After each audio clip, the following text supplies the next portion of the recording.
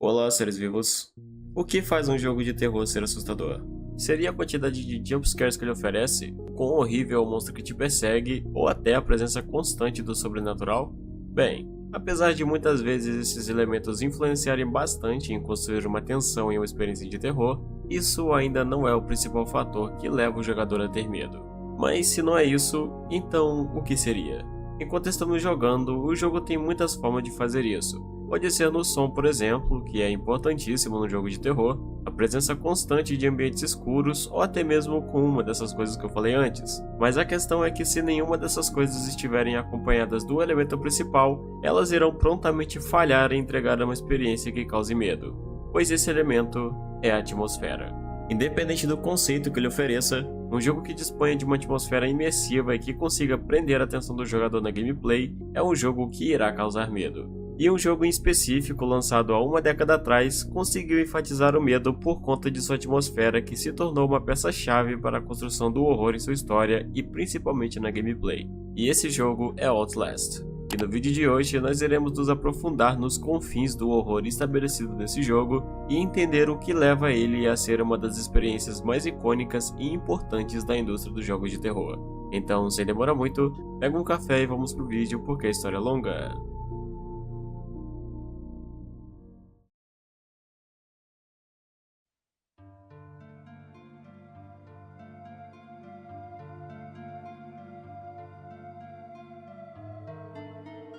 A impressão que temos de um jogo e que faz nos interessarmos pelo que ele tem a oferecer é estabelecido sempre nos primeiros segundos. Então, se não ficar impressionado ou, no mínimo, curioso, é pouco provável que você vai se interessar em continuar, mesmo que de alguma forma ele seja bom em algum momento.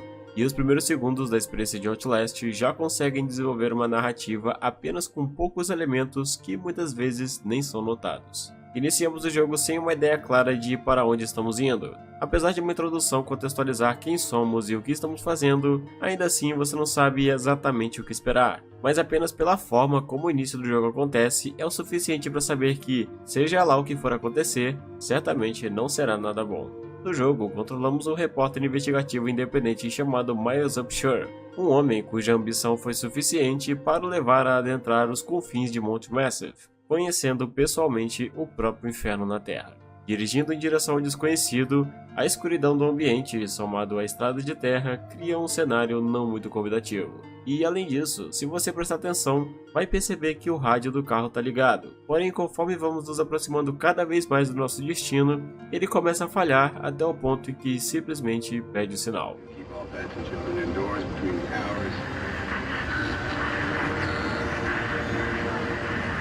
Esse simples detalhe, por mais que seja até um tanto sutil, passa uma ideia de como se você estivesse indo para um lugar muito distante, um lugar que não é seguro, e que logo te preocupa por demonstrar que você está indo em direção ao desconhecido. Um sentimento que é ainda mais intensificado com a música sombria que toca revelando uma visão assustadora.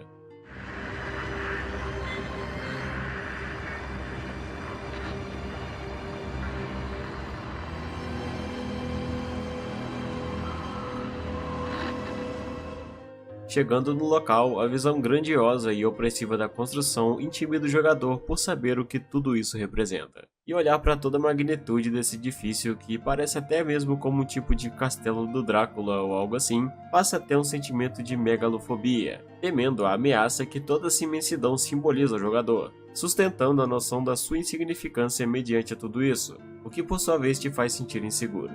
E é após essa rápida, porém eficaz apresentação que você é inserido no jogo, equipado apenas com uma câmera de visão noturna, algumas poucas pilhas e uma convicção de que tudo dará certo, mesmo que você ainda tema o contrário. Saber que estamos entrando em um manicômio é algo que certamente não melhora a nossa situação. A ambientação que o lugar oferece é impressionante e principalmente imersiva. A interface é limpa de elementos que possam te distrair, como geralmente é feito com um HUD padrão, destacando apenas o que realmente importa, que é a experiência. Tudo isso ainda estando do lado de fora desse manicômio bizarro, mas as coisas só começam a ficar realmente interessantes quando estamos lá dentro.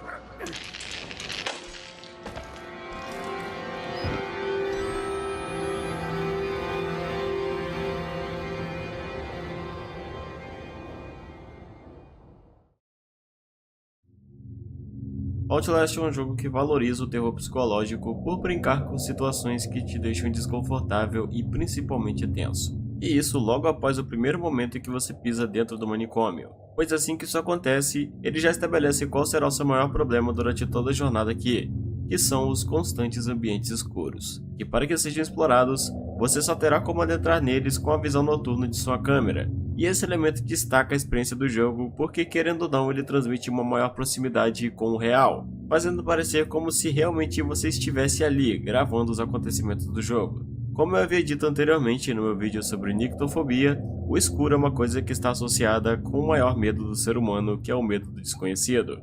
No começo não tem como saber o que exatamente existe nesse lugar para ter chegado até esse ponto, algo que te deixa horrorizado, mas acima de tudo, curioso. Isso porque, além de tudo, uma das coisas que o Outlast faz muito bem é estabelecer um mistério na trama para que você fique curioso e assim sendo revelado aos poucos no decorrer de cada capítulo. E uma das coisas que faz Outlast funcionar muito bem é a maneira como sua experiência é conduzida. Eu acredito que jumpscare seja um elemento ultrapassado e costumo defender que ele não deve ser usado frequentemente em um jogo de terror, por ser, pelo menos geralmente, uma maneira preguiçosa de assustar. Isso porque esse método é muito barato e pode ser usado por basicamente qualquer um e nem é mesmo preciso ser construído um ambiente para isso. Você vai se assustar de qualquer jeito. Então eu mesmo poderia fazer isso, por exemplo, adicionando um jumpscare nesse vídeo, como eu vou fazer agora. É mentira, eu não vou fazer. Mas repare uma coisa, percebe como você temeu um susto mesmo com o aviso que eu te dei antes? Isso se chama expectativa, o que por sua vez define o que é terror psicológico. O terror psicológico consiste na criação de um cenário onde o seu cérebro esteja inclinado a estar em um constante sinal de alerta por estabelecer uma atmosfera que te incomode ou perturbe. E em Outlast isso acontece de uma forma excelente. Você começa encontrando salas escuras, sangue pelas paredes e até portas fechando repentinamente. E tudo isso leva você a estar em uma constante expectativa de um susto que eventualmente pode acontecer. Até que no momento em que você menos espera, acontece isso.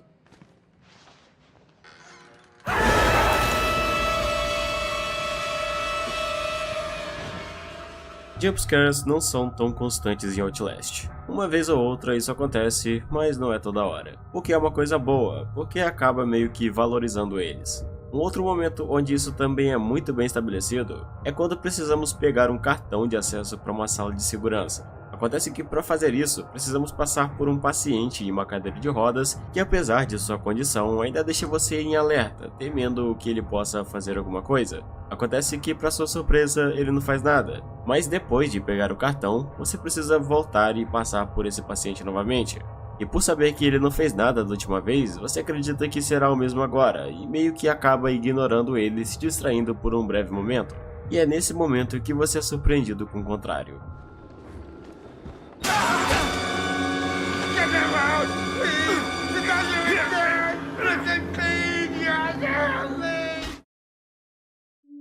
Apesar de temermos a presença de criaturas terríveis, fantasmas ou até mesmo entidades paranormais, o que realmente faz Outlast ser assustador é que nada disso existe. O que realmente faz você ter medo é saber que o verdadeiro monstro nesse jogo são os humanos. Na maioria das vezes, nos encontramos em situações das mais grotescas, onde vemos salas completamente sujas de sangue com corpos espalhados por todos os lados. Em uma cena, por exemplo, onde caímos após uma explosão, somos colocados em uma situação tão grotesca que dá até uma repulsa. Eu não vou detalhar muito, até porque o YouTube não gosta muito disso, mas digamos que tem muita coisa sem vida ali. Já em outra vemos uma sala com tanta gente desvivida que elas lotam a sala, impedindo até mesmo que a porta seja aberta. E isso se repete por basicamente todo o jogo, sustentando o inferno que é esse lugar. Mas se isso tivesse presente em um jogo onde criaturas sobrenaturais existissem, isso certamente não teria o mesmo impacto que tem nesse jogo, por sabermos que tudo isso foi feito por humanos. Então o contexto fica muito pior com isso. Durante a experiência de Outlast, o jogador testemunha os eventos mais terríveis e perturbadores que um ser humano poderia enfrentar. Somos levados aos confins da loucura, encontrando seres que já nem mesmo podem ser chamados de humanos. Relatos sombrios registrados em documentos que revelam a maldade humana em toda a sua plenitude e práticas das mais perturbadoras possíveis, o que inclui, mas não se limita apenas, a práticas como a necrofilia, por exemplo. E sim, isso acontece e pode ser presenciado em um momento específico do jogo. Isso é o tipo de coisa tão perturbadora que realmente faz você se sentir mal apenas por saber que está ali em meio a tudo isso. E também de imaginar até onde uma mente conturbada é capaz de ir. Alguns encontros ocasionais também irão reforçar essa ideia, como por exemplo com um dos muitos loucos do lugar que é conhecido como Padre Martin, um homem que apenas acredita ser um padre, que prega uma religião bizarra para os outros pacientes. Ou também os Gêmeos, que são dois canibais ensandecidos sedentos por carne humana. Só que nesses dois personagens, o mais assustador é que, apesar de sua fome, eles são calmos, frios e astutos, o que cria uma personalidade perturbadora para os dois. Os vilões do jogo são emblemáticos e marcantes por sua brutalidade e principalmente desumanidade. Chris Walker, o principal antagonista de Outlast, é um homem alto e com uma força sobrenatural. Força essa que é provada em alguns momentos quando, por exemplo, ele consegue separar a cabeça de uma pessoa de seu corpo apenas usando as mãos. E dada sua brutalidade, o tilintar de suas correntes, que podem ser escutadas como um presságio de sua chegada, já te causam prévios arrepios apenas por saber que se trata de uma figura que já perdeu sua humanidade há muito tempo e não se importa em matar quantos forem necessários para cumprir seu objetivo. Richard Traeger é o outro antagonista da história que se destaca igualmente por sua crueldade. Apesar de ser perceptível que esse homem ainda preserva o pouco de sanidade que ainda lhe resta, algo que pode ser percebido em alguns de seus diálogos que demonstram sua própria filosofia mórbida, isso não o impede de ser um doutor sanguinário e cruel. E isso é notável desde o início até o final do ato em que esse personagem aparece. Já que não por acaso, quando encontra Miles, ele realiza uma breve tortura psicológica que culmina no personagem tendo 2 de seus dedos arrancados apenas para suprir as tendências masoquistas desse doutor que é completamente louco. Só que além destes, existe um ser ou uma coisa presente em Mount Massive que será responsável por fazer você questionar sua própria sanidade mental. Eu havia dito que, dada a loucura de um dos pacientes, o Padre Martin, isso o levou a venerar algo nesse lugar, estabelecendo uma religião pagã. E esse algo é chamado Valhalla.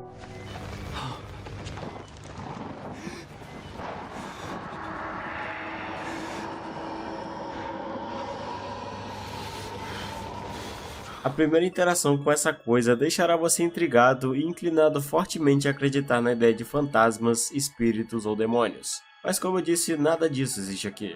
E a existência de algo como isso foi motivado puramente por ganância e egoísmo. O Valhalla, na forma que vemos, nada mais é do que um enxame de nanopartículas guiadas pela mente de uma pessoa chamada Billy, um homem mentalmente estável que foi explorado física e mentalmente de todas as formas possíveis pela corporação da Murkoff. Corporação essa que controla o manicômio. Eles ignoraram completamente a humanidade de Billy, se agarrando em desculpas de que, por conta de sua condição mental, que o atribuía como louco, isso para ele seria o suficiente para transformar a vida dele num verdadeiro inferno, ou pelo menos o que restou de sua vida. Resultando, como dito por Wernick, o homem responsável por tudo isso, em uma criança que recebeu o poder de um deus. E esse ponto da história que retrata as atrocidades da Murkoff nos pacientes do manicômio demonstra um grau de desumanidade que faz você ficar enojado. Eles até podiam ser loucos antes de tudo que se transformaram, mas ao menos em sua maioria ainda eram humanos, pessoas como nós, que foram corrompidas por ideais baseados apenas em lucros. E depois de saber disso, ao contrário do medo que você sentia no começo quando caminhava entre eles, agora você sente pena. Pois nenhum deles queria isso, e muitos provavelmente estão até mesmo com mais medo do que você, o que te faz refletir na triste ideia de que estas nada mais são do que almas perdidas largadas no inferno. Muitos já nem têm mais nenhum resquício de humanidade em suas mentes, já outros ainda se pode notar um curioso grau de sanidade que muitas vezes faz até você se sentir perturbado. Pois a partir de alguns como estes, você pode ouvir de suas palavras e entender a sombra que cerca seus pensamentos. Existe uma cena específica do jogo que o jogador precisa passar por uma ala específica de um lugar para encontrar uma chave. Nesse caminho, ele passa em frente a uma sala escura de onde só se pode ver através de um buraco na porta. E o que se pode ver através dessa porta é uma cena que te deixa realmente perturbado.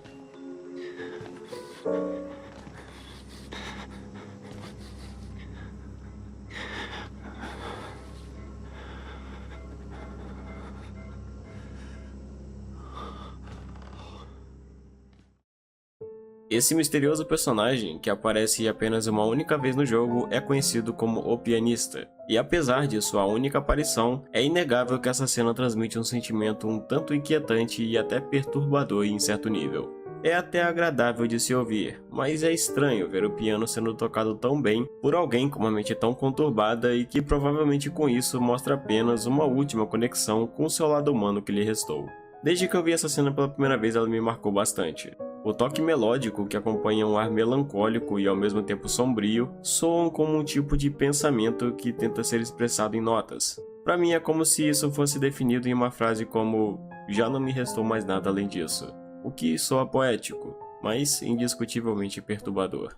É simplesmente incrível a maneira como toda a narrativa do jogo é construída e como ela se sustenta desde o começo, abraçando temas pesados e obscuros, mas que ainda assim não estão distantes do real. O que é assustador é saber que realmente um cenário como esse não só é possível, como também já aconteceu no decorrer da história, com feitos terríveis e desumanos como foi na Primeira e Segunda Guerra Mundial, ou até mesmo nos eventos aos quais inspiraram esse jogo no chamado Experimento MK-Ultra, que visava explorar controle de mentes através de lavagem cerebral. Tudo isso monta uma história de terror incrível porque explora o lado maldoso e sombrio da mente humana, onde não existem fantasmas, espíritos ou monstros. Apenas uma experiência para mostrar até onde vai a maldade humana, e como que nós somos nossos próprios monstros.